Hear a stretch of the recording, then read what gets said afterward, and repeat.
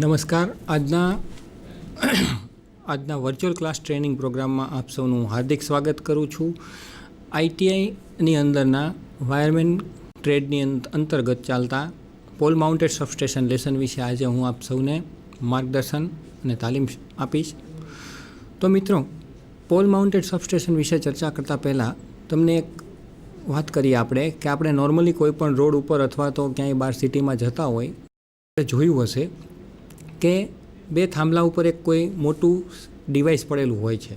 હવે એ ડિવાઇસ કયું છે અને શું કામ કરે છે એ પ્રશ્ન મને અને તમને ઘણીવાર થયેલો હશે કે એ ડિવાઇસનું કામ શું. તો એને સમજવા માટે તમને નાનું એક ઉદાહરણ આપું કે જ્યારે કોઈ પણ ખેડૂત પોતાનો પાક ઉત્પન્ન કરે, જેમ કે કોઈ જીરું છે, ઘઉં છે, તો એની પાસે તે પાક જે છે તે જથ્થાબંધ હોય છે, એટલે કે ઢગલામાં હોય છે. અને હું ને તમે એના ગ્રાહકો હોય છે. જો આપણે જીરું લેવા જઈએ તો બજારમાંથી મેક્સિમમ 2 કિલો 3 કિલો કે એવી રીતે ઓછી ક્વોન્ટિટીમાં લેતા હોય છે. તો એક જગ્યાએ પુરવઠો બહુ વધારે જથ્થામાં છે અને એ પુરવઠો જે જરૂરિયાત છે એ ઓછો છે. દરેક કસ્ટમર અથવા ક્લાયન્ટને એની જરૂરિયાત ઓછી હોય છે. તો આ જે પુરવઠો છે એને શું કરે છે, ખેડૂત નાના નાના પેકિંગમાં વહેંચે છે અને પછી તમારા સુધી પહોંચાડે છે. તો આવી જ કંઈક જરૂરિયાત ઇલેક્ટ્રિસિટીમાં પડે છે. એટલે કે આપણા ઘરે જે આવતો પાવર સપ્લાય છે તે નોર્મલી એટલા લો વોલ્ટેજ આવતા નથી. તમને સૌને ખ્યાલ છે કે આપણા ઘરે આવતો વોલ્ટેજ કેટલા હોય છે? 250, 240થી 250 વોલ્ટ વચ્ચે આપણા ઘરે સપ્લાય આવતો હોય છે. તો જ્યારે જનરેટ થતો હોય ત્યારે સપ્લાય 250 વોલ્ટ હોતો નથી. એ સપ્લાય એનાથી વધારે કેપેસિટીનો હોય છે.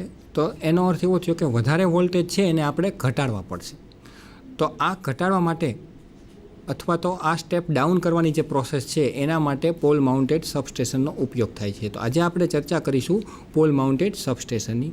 એની પીપીટીમાં આપણે જોઈશું કે આજની તારીખે જે પાવર જનરેશન થાય છે, એટલે કે પાવર ઉત્પન્ન કરવામાં આવે છે, તે એસી સ્વરૂપે આવે છે. એસી એટલે ઓલ્ટરનેટિંગ કરંટ, એટલે કે બદલાતો, સ્થિર રહેતો નથી, જેની વેલ્યુમાં ફેરફાર થતો એને આપણે એસી પ્રવાહ કહેશું. તો જે પાવર જનરેટિંગ થાય છે તે એસી સ્વરૂપે થાય છે.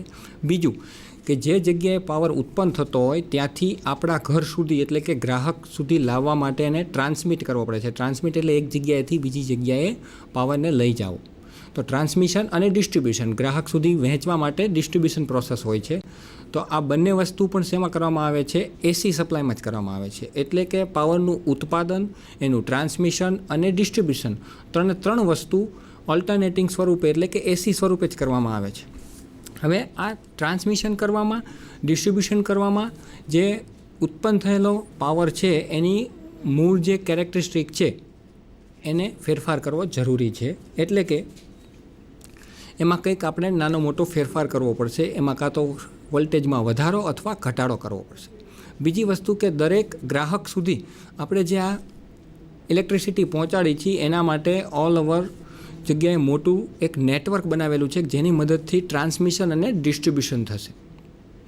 હવે આ અલગ અલગ જગ્યાએથી આખી સિસ્ટમ બનાવેલી છે અને આખું નેટવર્ક બનાવેલું હોય છે. અને ડિસ્ટ્રીબ્યુશન વખતે હમણાં કીધું એમ કે એના વોલ્ટેજમાં અને કરંટમાં ચેન્જીસ કરવાની જરૂરિયાત ઊભી થાય છે. તો આ ચેન્જીસ કઈ જગ્યાએ અને કોના દ્વારા કરવામાં આવે છે? તો આ ચેન્જીસ સબસ્ટેશનની અંદર કરવામાં આવે છે. મેં તમે જોયેલું છે કે ઘણા સબસ્ટેશન આપણા ગામની બહાર હોય છે અથવા પોલ માઉન્ટેડ સબસ્ટેશન. તો આ દરેક સબસ્ટેશનનું કાર્ય શું હોય છે? તે વોલ્ટેજને સ્ટેપ અપ યા તો સ્ટેપ ડાઉન કરે છે. તે ડિપેન્ડ હોય છે કે શેના સાથે અથવા શેના માટે બનાવેલું હોય છે. હવે નોર્મલી આપણે એક એક્ઝામ્પલ સાથે આ વસ્તુ સમજશું કે જે ઉત્પન્ન થતો વોલ્ટેજ છે, ઇલેક્ટ્રિસિટી, એ કેટલા છે? તો કે 11 કેવી, એટલે 11 કેવીની આજુબાજુ પાવર ઉત્પન્ન થાય છે. હવે એ ઉત્પન્ન થયેલો પાવર ટ્રાન્સમિટ કરવા માટે જો 11 કેવી મોકલવામાં આવે તો અવરોધને કારણે અને લાઇનની લેન્થ વધારે હોવાને કારણે એ વોલ્ટેજ ઘટે છે. એટલે એને ટ્રાન્સમિટ કરવા માટે ફરજિયાત હાઈ ટેન્શન ઉપર લઈ જવો પડે છે. એટલે કે 132 કેવીથી 220 કેવી સુધી સ્ટેપ અપ કરવો પડે છે. એ સ્ટેપ અપ કરી અને એને ટ્રાન્સમિશન લાઇન સાથે જોડવામાં આવે છે. એટલે એક જગ્યાએથી બીજી જગ્યાએ કે એક સિટીમાંથી બીજા સિટીમાં ટ્રાન્સમિટ થાય છે. ટ્રાન્સમિટ કર્યા બાદ તેને ડિસ્ટ્રીબ્યુટ કરવામાં આવે છે. ડિસ્ટ્રીબ્યુટ એટલે ગ્રાહક સુધી પહોંચાડવો. જેમ કોઈ પણ પ્રોડક્ટનો ડિસ્ટ્રીબ્યુટર હોય તે મેઇન સપ્લાય રાખતો, ઓરિજિનલ જથ્થો રાખતો હોય છે અને એ જથ્થો પછી 1 by 1 રિટેલરને આપી અને આપણા સુધી પહોંચાડતો હોય છે. એવી જ રીતે ડિસ્ટ્રીબ્યુશન સિસ્ટમ છે. હવે ડિસ્ટ્રીબ્યુશન સિસ્ટમની અંદર આપણે કીધું એમ કે દરેક ગ્રાહકની જરૂરિયાત 250 વોલ્ટ હોય છે અથવા તો 440 વોલ્ટ, એનાથી વધારે હોતી નથી. તો આ જે ટ્રાન્સમિશન દ્વારા આવેલો સપ્લાય છે એ કેટલો હતો? 132 કેવીથી ચાલુ કરીને 220 કેવી સુધીનો હતો. તો એને સ્ટેપ ડાઉન કરવામાં આવે છે અને ડિસ્ટ્રીબ્યુશન સિસ્ટમના માધ્યમથી ઘટાડી અને ગ્રાહકની જરૂરિયાત મુજબ 440 કેવીનું આઉટપુટ લેવામાં આવે છે. તો આ કાર્ય માટે અલગ અલગ પ્રકારના સબસ્ટેશનનો ઉપયોગ થાય છે. એમાંના આપણે ટાઈપ્સ ઓફ સબસ્ટેશન વિશે ચર્ચા કરીશું કે કેટલા સબસ્ટેશન છે. હવે સબસ્ટેશન વિશે ચર્ચા કરતાં પહેલાં એ પણ કહીએ કે પોલ માઉન્ટેડ સબસ્ટેશન છે તેની સાઇટ સિલેક્શન કેવી હોવી જોઈએ. સાઇટ સિલેક્શન એટલે પોલ માઉન્ટેડ સબસ્ટેશન કઈ જગ્યાએ રાખશું. તો સૌથી પહેલું વસ્તુ કે પોલ માઉન્ટેડ સબસ્ટેશન જે છે તે કસ્ટમરના સેન્ટરથી એકદમ નજીક એટલે કે લોડ સેન્ટરની સાવ નજીક હોવું જોઈએ, જેથી સ્ટેપ ડાઉન થયેલા વોલ્ટેજ ડાયરેક્ટલી કસ્ટમરને મળી જાય. જો તેની લંબાઈ વધારે હોય તો વોલ્ટેજ ડ્રોપ થવાની શક્યતા વધારે છે. એટલે જેમ બને તેમ હંમેશા સબસ્ટેશન લોડ સેન્ટરની નજીક હોય એવું સ્થળ પસંદ કરવું જોઈએ. એ સિવાય એવું સ્થળ પસંદ કરવું જોઈએ કે પોલ માઉન્ટેડ સબસ્ટેશનનું સ્થળ હંમેશા રોડ યા તો રેલવે એટલે કે રેલ લાઇન અથવા તો રોડની નજીક હોવું જોઈએ, કારણ કે પોલ માઉન્ટેડ સબસ્ટેશન એસ્ટાબ્લિશ કરવા માટે જે સાધનો અથવા તો એની જે કાર્ટિંગ પ્રોસેસ છે ટ્રાન્સપોર્ટેશનની એ એકદમ સરળ હોવી જોઈએ. બહુ ઓડ જગ્યાએ ન હોવું જોઈએ કે જ્યાં મોટા વાહનો અથવા તો ઇઝીલી કોઈ વસ્તુ ટ્રાન્સપોર્ટ કરી ન લઈ જઈ શકાય એવી જગ્યાએ પોલ માઉન્ટેડ સબસ્ટેશન રખાય નહીં. ત્રીજી વસ્તુ કે તે જમીન છે એ હંમેશા કેવી હોવી જોઈએ? સરળ, એકદમ સમતળ હોવી જોઈએ કે જેથી કાયમ માટે અને મજબૂતીથી પોલ માઉન્ટેડ સબસ્ટેશન ત્યાં સ્થાપિત કરી શકાય અને કોઈ પ્રોબ્લેમ ન ઊભો થાય. હવે સબસ્ટેશનના મુખ્ય 4 પ્રકાર છે. એક છે ઇન્ડોર સબસ્ટેશન, બીજું છે આઉટડોર સબસ્ટેશન, અંડરગ્રાઉન્ડ સબસ્ટેશન અને pole mounted substation. Indoor substation છે એ સૌથી કોસ્ટલી છે. તે જમીનની નીચે મોટું એવી જગ્યા અથવા તો આરસીસી વાળો કોઈ રૂમ અને નીચે બનાવવામાં આવે છે, જેના માટે બહુ ખર્ચાળ કહી શકાય એવું પણ સૌથી સલામત સબસ્ટેશન છે. આઉટડોર સબસ્ટેશન મોટા ગ્રાઉન્ડમાં બનાવવામાં આવે છે, ખુલ્લા ગ્રાઉન્ડમાં. અંડરગ્રાઉન્ડ સબસ્ટેશન જે છે અંડરગ્રાઉન્ડ સબસ્ટેશન છે જમીનની નીચે કોઈ મોટી જગ્યા રાખી અને બનાવવામાં આવે છે. અને પોલ માઉન્ટેડ સબસ્ટેશન છે એમાં પોલ ઉપર સબસ્ટેશન બનાવવામાં આવે છે. આજે આપણે ચર્ચા કરીશું પોલ માઉન્ટેડ સબસ્ટેશનની, કે જેમાં મુખ્ય 2 લાઈન હોય છે. એક છે ઇનકમિંગ લાઇન અને બીજી છે આઉટગોઈંગ લાઇન. તો પોલ માઉન્ટેડ સબસ્ટેશન જે છે એ શું કરે છે કે એમાં 11 કેવીની લાઇન આવતી હશે, એટલે ઇનકમિંગ લાઇન હોય છે તે 11 કેવીની હોય છે અને તેનું તે સ્ટેપ ડાઉન કરી અને 400 વોલ્ટમાં રૂપાંતર કરે છે, 440 વોલ્ટમાં રૂપાંતર કરે છે. તે એક ફેઝ અને 3 ફેઝના કન્ઝ્યુમર, સિંગલ ફેઝ અને 3 ફેઝ કન્ઝ્યુમરને ઇઝીલી સપ્લાય આપે છે. બીજું કે આ સબસ્ટેશન જે છે તે કોઈ કોસ્ટલી સબસ્ટેશન નથી. બાકીના જે 4 સબસ્ટેશન વિશે આપણે ચર્ચા કરી એ 4 સબસ્ટેશનની અંદર આ સૌથી સરળ અને સસ્તું સબસ્ટેશન છે, કારણ કે આના માટે કોઈ મોંઘી મશીનરી અથવા આ સબસ્ટેશન બનાવવા માટે કોઈ હાઈફાઈ ટેકનોલોજી કે મોટી મોંઘી મશીનરીની જરૂર પડતી નથી. એટલે સૌથી સસ્તું સબસ્ટેશન કહી શકાય એવું છે અને આનો ઉપયોગ સૌથી વધારે થાય છે કસ્ટમરને પાવર ડિસ્ટ્રીબ્યુશન કરવામાં. હવે આ સબસ્ટેશન એટલે કે પોલ માઉન્ટેડ સબસ્ટેશનની અંદર ઇનકમિંગ લાઇન જે આવતી હોય છે તે 11 કેવીની હોય છે, જેને આપણે એલટી લાઇન પણ કહીએ છીએ. મેં તમે ઘણીવાર જોયું હશે કે 3 વાયરવાળી જે લાઇન આવતી હોય એ ટ્રાન્સફોર્મર સાથે તમે બજારમાં અથવા તો કોઈ પણ જગ્યાએ સિટીમાં જોશો તો પોલ ઉપર મૂકેલું જે ટ્રાન્સફોર્મર છે એમાં ઉપરથી 3 વાયર આવતા હોય છે, જેને આપણે ઇનકમિંગ લાઇન કહીશું, જે 11 કેવી સપ્લાય હોય છે. પોલ માઉન્ટેડ સબસ્ટેશન એને સ્ટેપ ડાઉન કરી અને 440 વોલ્ટ કરે છે, કે જે 440 વોલ્ટના કન્ઝ્યુમર અથવા તો 230 વોલ્ટના કન્ઝ્યુમરને આપી શકાય છે. સબસ્ટેશનનો મુખ્ય પાર્ટ જે છે એને આપણે કહીશું ટ્રાન્સફોર્મર, સ્ટેપ ડાઉન ટ્રાન્સફોર્મર. જે મોટું ડિવાઇસ આપણને જોવા મળે છે તેને શું કહીશું? ટ્રાન્સફોર્મર. આ સિવાય એના ઘણા મુખ્ય પાર્ટ છે, જેમાં આપણે ચર્ચા કરીશું કે pole structure, insulator, DO fuse, 3 phase transformer, energy અને communication sensing device, distribution box અને અર્થ વાયર અને લાઇટિંગ એરેસ્ટર.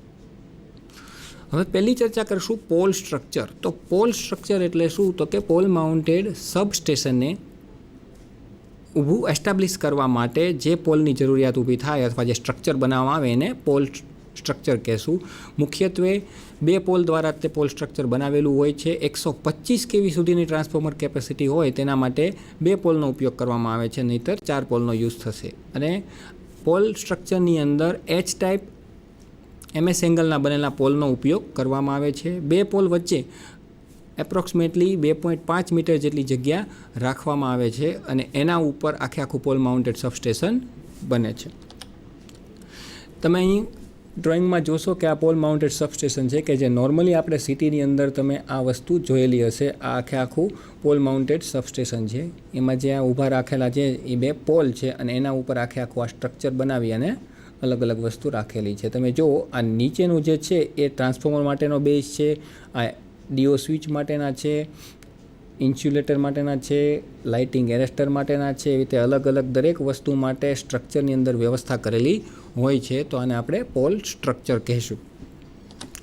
ત્યારબાદ આવે છે ઇન્સ્યુલેટર. હવે ઇન્સ્યુલેટર એટલે શું? તો કે ઇન્સ્યુલેટર એટલે એવી વસ્તુ કે જે ઇલેક્ટ્રિક સપ્લાયને આગળ વધવા ન દે અથવા પસાર થવા ન દે. તો નોર્મલી આપણે હમણાં જ ચર્ચા કરી કે પોલ સ્ટ્રક્ચર છે એ લોખંડના થાંભલાનું હોય છે. તો હવે જે આપણી ઇનકમિંગ આવતી લાઇન 11 kV લાઇન છે તેને આપણે પોલ માઉન્ટેડ સબસ્ટેશન સાથે જોડવા એ લાઇનને તેની સાથે કનેક્ટ કરવી પડશે. જો તે કનેક્ટ કરતાં ડાયરેક્ટલી સ્ટ્રક્ચર સાથે તે અડી જાય તો શોર્ટ સર્કિટ થાય અને સલામતી રહેતી નથી. એટલે કે ઇન્સ્યુલેટર એવું કોઈ સાધનની જરૂર પડશે કે એવી કોઈ વસ્તુની જરૂર પડશે કે જે આને સ્ટ્રક્ચરથી અલગ રાખે. તો ઇન્સ્યુલેટરનો મુખ્ય ઉદ્દેશ એક જ છે કે પોલ સ્ટ્રક્ચરથી ઇનકમિંગ લાઇન એટલે કે 11 kVને આઇસોલેટ રાખવી, જેથી કોઈ સલામતીમાં પ્રોબ્લેમ ન થાય. અથવા તો કારણ કે પોલ સ્ટ્રક્ચર છે ગ્રાઉન્ડ રિલેટેડ હોય ને ગ્રાઉન્ડ સાથે ઘણા બધા વ્યક્તિ યુઝર અથવા તો કોઈ નાના મોટા પશુઓ પણ એની આજુબાજુમાંથી પસાર થતા હોય છે. તો એ બધાની સલામતી માટે પણ આનો ઉપયોગ આવે અને કોઈ મોટો અકસ્માત ન થાય એના માટે ઇન્સ્યુલેટરનો ઉપયોગ કરવામાં આવે છે કે જે ઇનકમિંગ લાઇનને સ્ટ્રક્ચરથી આઇસોલેટ રાખે છે. અહીંયા તમે ડ્રોઈંગમાં જોશો કે આ જે છે એ પિન ટાઈપ ઇન્સ્યુલેટર છે. ટોટલી પોર્સેલિનનું બનેલું હોય છે. એની અંદરનું તમે અંદરનું કન્સ્ટ્રક્શન પણ જોઈ શકો છો કે મુખ્યત્વે આ જે પાર્ટ છે અહીંયા એની ઉપર તે નટ લગાડેલો હોય છે, એટલે કે બોલ્ટ લગાડેલો હોય છે. એ બોલ્ટ જે છે એ ઇન્સ્યુલેટરમાં ફિટ થાય છે અને બોલ્ટના માધ્યમથી સ્ટ્રક્ચર ઉપર આખું ઇન્સ્યુલેટર એટેચ થઈ જશે. હવે ઇન્સ્યુલેટરનો ઉપરનો જે પાર્ટ તમે અહીંયા જોઈ છે કે જેની રેડિયસ 15 થી 18 લખેલી છે, 15 થી 18 mmની, એના ઉપરથી કેબલને પસાર કરવામાં આવે છે. આના ઉપરથી કેબલ પસાર કરી અને આની સાથે બાઇન્ડિંગ કરી અને કેબલ આગળ લઈ જવામાં આવે છે. તો આ જે છે એ આપણે ઇન્સ્યુલેટર વિશે ચર્ચા કરી કે જે પોલ માઉન્ટેડ સબસ્ટેશનનો એક ભાગ છે. ત્યારબાદ આવે છે ડીઓ ફ્યુઝ. હવે ફ્યુઝનો ઉદ્દેશ શું છે એ આપણે સામાન્ય રીતે આપણા ઘરમાં પણ જોયેલું છે કે ફ્યુઝ જે છે એ જ્યારે કોઈ ફોલ્ટ ઊભો થાય એટલે કે કરંટ વધી જાય શોર્ટ સર્કિટને કારણે ત્યારે કોઈ સાધન અથવા તો ડિવાઇસને સલામતી પ્રોવાઈડ કરવા માટે ફ્યુઝનો ઉપયોગ થાય છે. તો એવી જ રીતે પોલ માઉન્ટેડ સબસ્ટેશન છે એની અંદર પણ ઘણી વખત એવું બને કે લાઇનની અંદર કદાચ કરંટ બહુ એકસાથે વધી ગયો, તો વધી જાય તો એની સાથે જોડેલું જે આપણું ડિવાઇસ છે ટ્રાન્સફોર્મર એને પણ સલામતી આપવી જરૂરી છે. તો એના માટે ડીઓ ફ્યુઝનો ઉપયોગ કરવામાં આવે છે. ડીઓ ફ્યુઝ જે છે એનું ફૂલ ફોર્મ છે drop out fuse. Drop out fuse જે છે એની રચના બહુ સરળ છે. એની અંદર એક ગ્લાસની ટ્યુબ હોય છે અને ગ્લાસની ટ્યુબમાંથી વાયર પસાર કરવામાં આવે છે. આ ગ્લાસની ટ્યુબ છે એને ટેકનિકલી આપણે ફ્યુઝ કેરિંગ પણ કહી શકશું, એટલે કે ફ્યુઝને લઈ જતી વસ્તુ. તો આવી રીતે ડીઓનું મુખ્ય કામ શું છે કે તે ટ્રાન્સફોર્મરને પ્રોટેક્ટ કરે છે કોઈ પણ હાઈ કરંટ સામે. અહીં તમે ડ્રોઈંગમાં જોશો આ ડીઓ ફ્યુઝ છે એની અંદર આ 2 એના ટર્મિનલ્સ છે અને બંને વચ્ચે જે આ રાખેલો છે એ વાયર છે. આ ડ્રોઈંગમાં તમને ખ્યાલ આવશે કે જે ડાર્ક કરેલો પાર્ટ છે એ એક વાયર છે અને તે કાચની ગ્લાસમાંથી એટલે ફ્યુઝ કેરિંગમાંથી પસાર થાય છે. જેવો અહીંયા ઓન કરવામાં આવશે એટલે આ ફ્યુઝ અહીંયા જોડેલો રહેશે અને કદાચ કોઈ કરંટમાં વધારો થાય તો અહીંથી એ વસ્તુ બ્રેકડાઉન થઈ જશે. ઘણી વખત તમે જોયું હશે કે કદાચ આવી વસ્તુનો ઉપયોગ ન થયેલો હોય તો ટીસી ઉપર એક વાયર સાથે પથ્થર બાંધી અને લટકાવેલો હોય છે, તો એ પણ ડીઓ ફ્યુઝ જેવું જ કામ કરે છે, પણ ટેકનિકલી ડીઓ ફ્યુઝ આ ટાઈપનો અને આવી રીતે બનાવવામાં આવે છે કે જેથી હાઈ કરંટ અથવા કોઈ પણ ફોલ્ટ ઊભો થાય તો એની સામે ટ્રાન્સફોર્મરને કોઈ નુકસાન ન થાય અને ફ્યુઝ પોતે બળી જશે અને આપણા સાધનને બચાવી લે, એ ઉદ્દેશ્યથી પોલ માઉન્ટેડ સબસ્ટેશનમાં ડીઓ ફ્યુઝ લગાડવામાં આવે છે. ચોથો મહત્ત્વનો પાર્ટ છે 3 ફેઝ ટ્રાન્સફોર્મર. હમણાં જ આપણે ચર્ચા કરી તેમ પોલ માઉન્ટેડ સબસ્ટેશનમાં 3 ફેઝ ટ્રાન્સફોર્મરનું મુખ્ય ઉદ્દેશ છે સ્ટેપ ડાઉનનો, એટલે કે જે વોલ્ટેજ આવતા હોય એને સ્ટેપ ડાઉન કરશે, એટલે કે ઘટાડશે. હવે મુખ્યત્વે અલગ અલગ પ્રકારના ટ્રાન્સફોર્મર મળે છે, જેમાં 10 kVA, 16 kVA, 63 kVA, 100 kVA, 125 kVA અને 200 kVA સુધીના અલગ અલગ ટ્રાન્સફોર્મર જોવા મળે છે. જે પ્રમાણે લોડ હોય એ પ્રમાણે ટ્રાન્સફોર્મર સિલેક્ટ કરવામાં આવે છે. તો મિત્રો, અહીંયા તમને એક પ્રશ્ન એવો થવો જોઈએ કે કેવીએ એટલે શું, અથવા તો ટ્રાન્સફોર્મરનું રેટિંગ કેવીએમાં શું કામ છે? તો ટ્રાન્સફોર્મર જે છે તેની અંદર મુખ્યત્વે 2 લોસ છે, એક છે આયર્ન લોસ અને કોપર લોસ. તો આ બંને જે છે એ વોલ્ટેજ અને કરંટ ઉપર આધારિત છે, એટલે ટ્રાન્સફોર્મરનું રેટિંગ છે એ શેમાં લેવામાં આવે છે? કેવીએમાં. તો હવે આપણે જે ચર્ચા કરીશું એ છે ટ્રાન્સફોર્મર વિશેની ચર્ચા. આ તમે જુઓ, પોલ માઉન્ટેડ સબસ્ટેશનમાં વપરાતું ટ્રાન્સફોર્મર છે. એની અંદર આ પાર્ટ જે છે એ છે એની વાઇન્ડિંગ. ટ્રાન્સફોર્મરની અંદર મુખ્યત્વે 2 વાઇન્ડિંગ આવે છે, એક છે પ્રાઇમરી વાઇન્ડિંગ અને બીજું છે સેકન્ડરી વાઇન્ડિંગ. ત્યારબાદ આ જે છે એ આખી ટેન્ક છે એ ઓઇલની ભરેલી હશે. ઓઇલનું મુખ્ય કામ શું છે કે જ્યારે 11 kV વોલ્ટેજને સ્ટેપ ડાઉન કરવામાં આવે છે તો ટ્રાન્સફોર્મરની બંને જે કોર છે એ બંને કોર હીટ પકડશે, એટલે ગરમી ઉત્પન્ન કરશે. જો એ હીટને કંટ્રોલમાં ન રાખવામાં આવે તો ટ્રાન્સફોર્મર કદાચ બ્લાસ્ટ પણ થઈ જાય અથવા ઇન્સ્યુલેશન બળી જશે વાઇન્ડિંગનું. એવું ન થાય એના માટે ઓઇલ રાખવામાં આવે છે. એટલે ઓઇલનું મુખ્ય કામ છે પ્રોવાઇડિંગ કુલિંગ ટુ ટ્રાન્સફોર્મર, ટ્રાન્સફોર્મરને ઠંડુ રાખવાનું. ઠંડુ રાખવા માટે જુઓ તમે, આ ફરતી બહાર જે નળી રાખેલી છે એની અંદરથી ઓઇલ પસાર થશે અને બહારના એટમોસ્ફિયર દ્વારા એને ઠંડુ કરવામાં આવે છે. એ સિવાય ટેમ્પરેચર ગેજ પણ છે, એટલે કે ટ્રાન્સફોર્મરની અંદર કુલ કેટલું ટેમ્પરેચર છે તે અહીંયા ટેમ્પરેચર ગેજમાં બતાવશે. ડેટા પ્લેટ એટલે ટ્રાન્સફોર્મરની ટોટલ કેપેસિટી અને બધી જ માહિતી અહીંયા ડેટા શીટ ઉપર આપેલી હોય છે. ઓઇલ આઉટલેટનો અર્થ એવો થાય છે કે ઓઇલને બહાર કાઢવા માટે, એટલે જ્યારે આનું મેન્ટેનન્સ કરવાનું હોય ટ્રાન્સફોર્મરનું, ત્યારે એને બહાર લાવવા માટે ઓઇલ આઉટલેટનો ઉપયોગ થાય છે અને ઓઇલનો ઉપયોગ અંદર ઓઇલ ભરવા માટે થાય છે. એ સિવાય એક્સપ્લોઝિવ વાલ્વ છે. એક્સપ્લોઝિવ વાલ્વનું કામ શું છે કે જ્યારે ટ્રાન્સફોર્મરની અંદર કોઈ હીટ ઉત્પન્ન થાય અથવા ફોલ્ટ ઊભો થાય, એના કારણે કોઈ કેમિકલ અથવા ગેસ ઉત્પન્ન થશે ચેમ્બરમાં, તો એ ગેસને બહાર કાઢવો જરૂરી છે. તો ગેસને બહાર કાઢવા માટે એક્સપ્લોઝિવ વાલ્વ રાખવામાં આવે છે, જેના કારણે એ ગેસ બહાર એક્સપ્લોઝ થઈ જાય, વાતાવરણમાં વયો જશે. કન્ઝર્વેટરનું કામ શું છે તો કે જ્યારે ઓઇલ ગરમ થાય છે ત્યારે એ વધારે પાતળું બને છે, અને વધારે પાતળું બને એટલે એની ટેન્ક કરતાં વધારે જગ્યા જોઈએ છે, એટલે એક્સપાન્ડ થવું જરૂરી છે. તો કન્ઝર્વેટરનું મુખ્ય કાર્ય શું છે કે જ્યારે ઓઇલ ગરમ થાય ત્યારે ઓઇલને જવા માટે અથવા ઓઇલને મોટું થવા માટે કે પાતળું થાય તો જગ્યા જે જોઈ એ કન્ઝર્વેટર પ્રોવાઈડ કરશે, એટલે એક પ્રકારની ટેન્ક છે. ત્યારબાદ આપણે ચર્ચા કરીશું બ્રીધરની. તો બ્રીધરનું કામ શું છે કે બ્રીધર જે છે બહારથી હવાને શોષે છે અને અંદર ટ્રાન્સફોર્મરને ઠંડુ કરવામાં હવા આપશે, પરંતુ સીધી હવા લેવામાં આવે તો બહારની હવામાં ભેજનું પ્રમાણ વધારે હોય છે, અને જો ભેજનું પ્રમાણ વધારે હોય તો ટ્રાન્સફોર્મરનું ઓઇલ છે એનો ઇન્સ્યુલેશન જે છે તે ઘટવા માંડે અને શોર્ટ સર્કિટ થાય. એટલે હવામાંથી ભેજને દૂર કરવું જરૂરી છે. એના માટે બ્રીધરની અંદર સિલિકા જેલ નામનો પદાર્થ રાખવામાં આવે છે, જેનું કાર્ય શું છે કે બહારની હવામાંથી ભેજ શોષી અને સૂકી હવા ટ્રાન્સફોર્મરની અંદર લઈ જવી, જેથી અંદર જઈ અને હવા ખાલી માત્ર વાઇન્ડિંગને અને અંદરના ટેમ્પરેચરને ઘટાડી શકે. તો આ હતી મુખ્ય વસ્તુ ટ્રાન્સફોર્મર કે જે પોલ માઉન્ટેડ સબસ્ટેશનની અંદર સ્ટેપ ડાઉન કરવાનું કામ કરે છે, અને આ અર્થિંગ પોઈન્ટ છે કે એની સલામતી માટે અર્થિંગ કરવામાં આવે છે. મોસ્ટલી પોલ માઉન્ટેડ સબસ્ટેશન અંદર વપરાતું ટ્રાન્સફોર્મર છે એના વોલ્ટેજ રેટિંગમાં 11 kV એટલે કે 11 kV ઇનકમિંગ હોય છે અને આઉટગોઈંગમાં 440 વોલ્ટેજ હોય છે, કે જે આપણે કસ્ટમરને આપશું અથવા તો એના ઘરે લઈ જશું.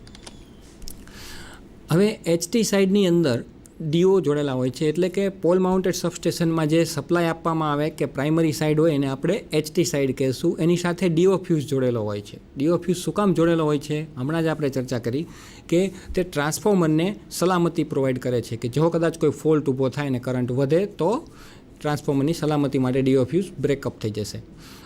LT સાઇડમાં ડ્રોઈંગમાં જોયું એમ તેના 4 ટર્મિનલ હોય છે, RYB જે 3 ફેઝ માટે અને એક ન્યુટ્રલ. તો પોલ માઉન્ટેડ સબસ્ટેશનની અંદર HT સાઇડ 3 જ લાઇન હોય છે અને LT સાઇડ 4 લાઇન હોય છે.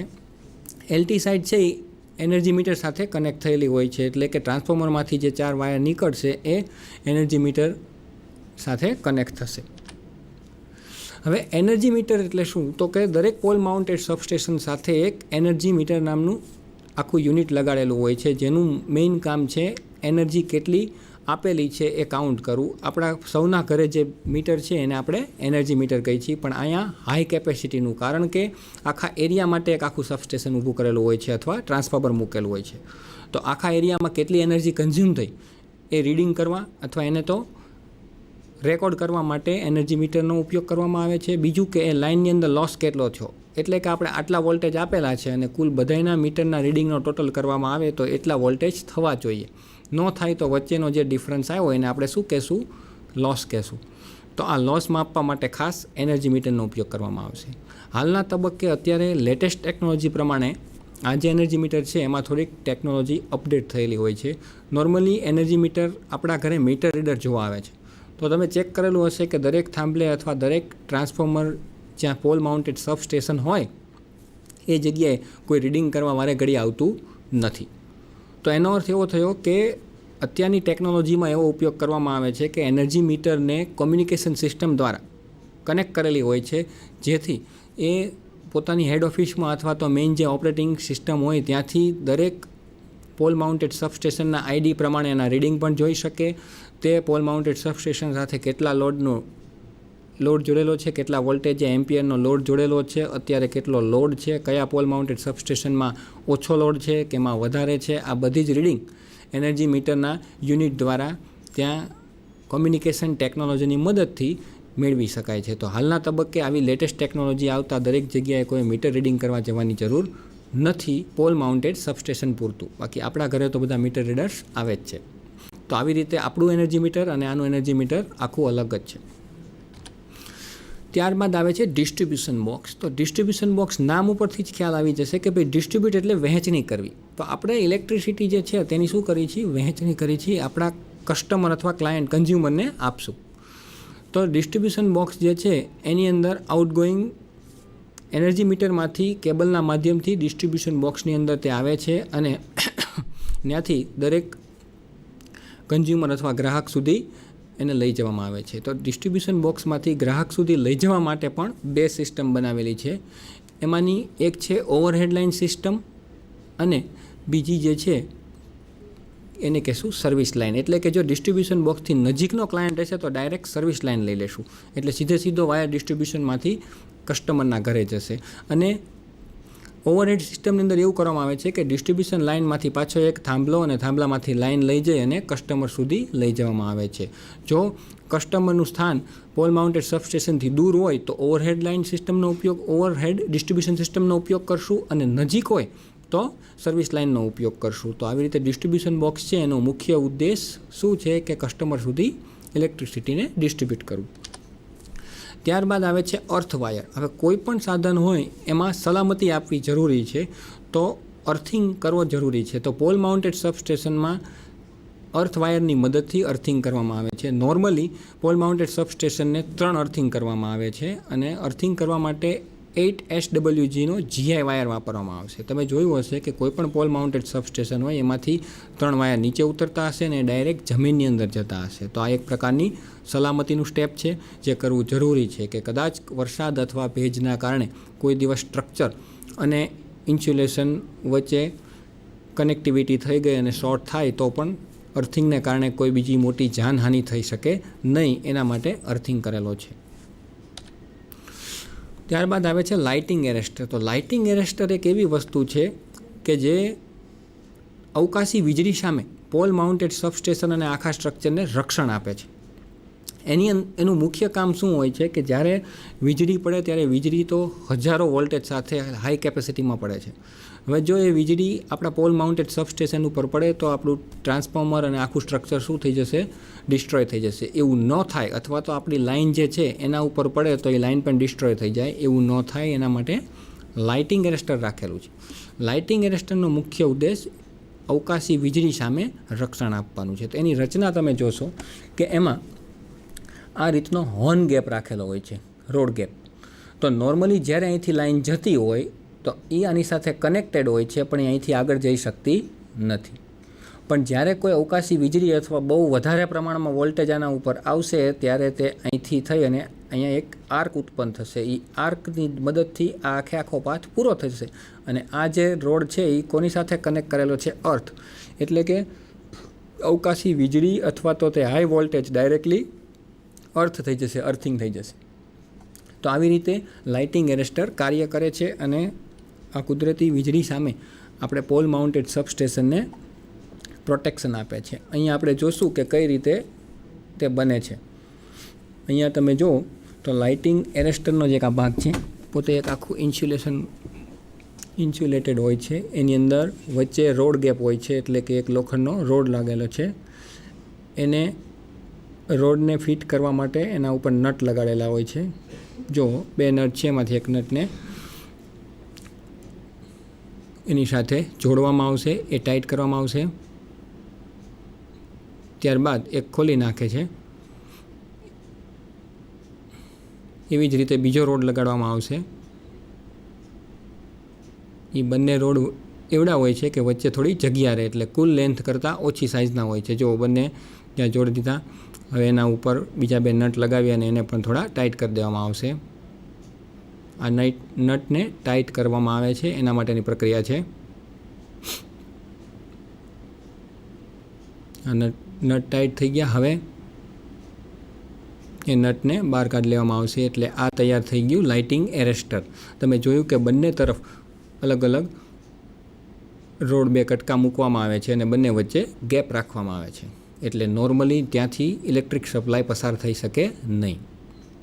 એમાં નીચેનો જે રોડ છે તેને અર્થ કરવામાં આવે છે અને ઉપરનો રોડ છે તેને લાઇન સાથે જોડવામાં આવે છે. તો જો આ એનો બેઝ તૈયાર થઈ ગયો. હવે આ લાઇટિંગ એરેસ્ટર કઈ રીતે એટેચ થાય એ પણ આમાં બતાવવામાં આવશે.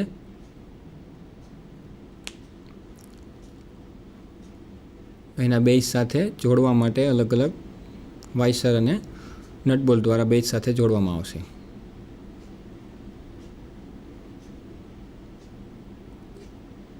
એવી જ રીતે બીજા પાર્ટને પણ જોડવા માટે તૈયાર કરવામાં આવશે. જો એનો બેઝ છે, બેઝને સીધો નટબોલ્ટ સાથે જોડવામાં આવશે કે ઇઝીલી અર્થ કરી અને તેનો નીચેનો પાર્ટ છે જે અત્યારે જોઈન્ટ કરવામાં આવે છે તેનો નીચેનો પાર્ટ છે. આવી રીતે લાઇટિંગ એરેસ્ટર આખું તૈયાર થાય છે. આર્ક થાય અને બહાર બીજે કંઈ નુકસાન ન થાય એટલે ફરતું આ જે પોર્સેલિન ટાઈપનો પોર્શન આપેલો છે.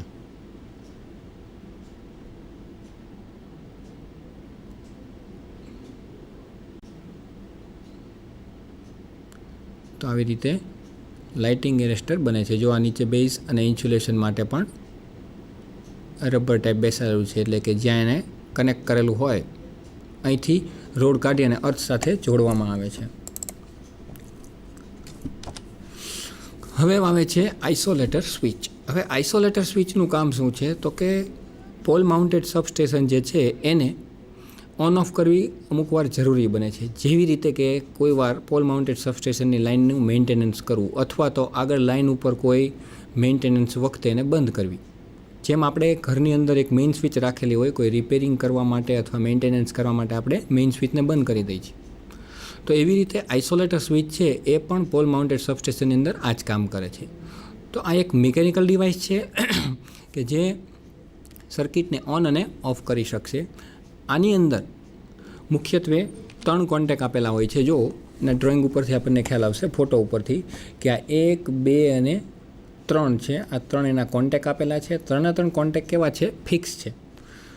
અને આ રોડ છે, રોડની મદદથી આ સામેના કોન્ટેક્ટ છે એ મૂવેબલ છે, એની સાથે કનેક્ટ થશે અથવા તો તમે એને ઓન ઓફ પોઝિશનમાં લાવી શકશો. તો એ ઓન ઓફ પોઝિશનમાં અહીંથી ઓપરેટ થશે.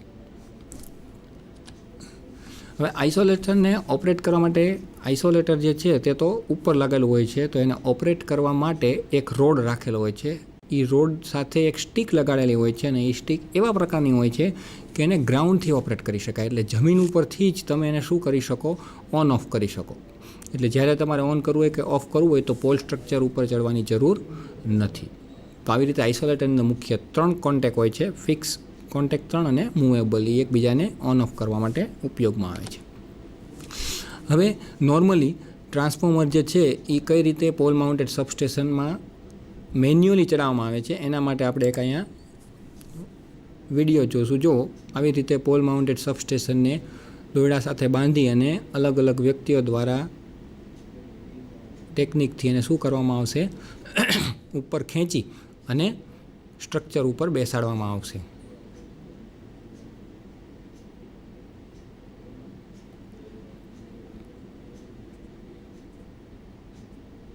આવી રીતે બેસાડવામાં આવે છે.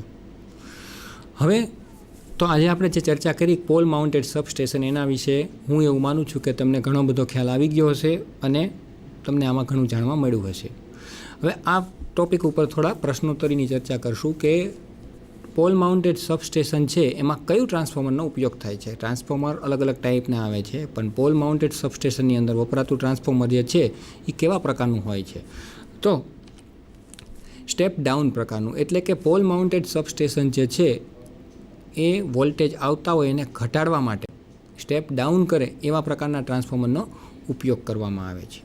એ સિવાય કે પોલ માઉન્ટેડ સબસ્ટેશનની અંદર કનેક્શન જે છે ટ્રાન્સફોર્મરમાં પ્રાઇમરી સાઇડ અને સેકન્ડરી સાઇડ એ કેવા હશે, અથવા તો લાઇટિંગ એરેસ્ટરનો ઉપયોગ શું છે? તો લાઇટિંગ એરેસ્ટર જે છે એનો મુખ્ય ઉપયોગ શું, હમણાં જ આપણે ચર્ચા કરી કે જ્યારે કોઈ અવકાશી વીજળી આવતી હોય ત્યારે લાઇન ઉપર જો વીજળી પડશે તો એ હજારો વોલ્ટેજ હશે, જેના કારણે આપણું આખું સ્ટ્રક્ચર અને લાઇન ડેમેજ થઈ જશે. એ ન થાય એના માટે, એટલે કે અવકાશી વીજળીથી રક્ષણ આપવા માટે સ્ટ્રક્ચરમાં શું લગાડવામાં આવે છે, લાઇટિંગ એરેસ્ટર.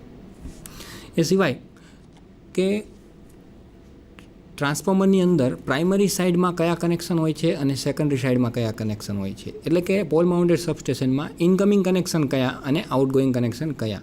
તો ઇનકમિંગ કનેક્શન જે છે તે ડેલ્ટા હોય છે, કારણ કે ઇનકમિંગ લાઇન 3 જ હોય છે, એમાં ક્યાંય ફેઝ ન્યુટ્રલ હોતો નથી.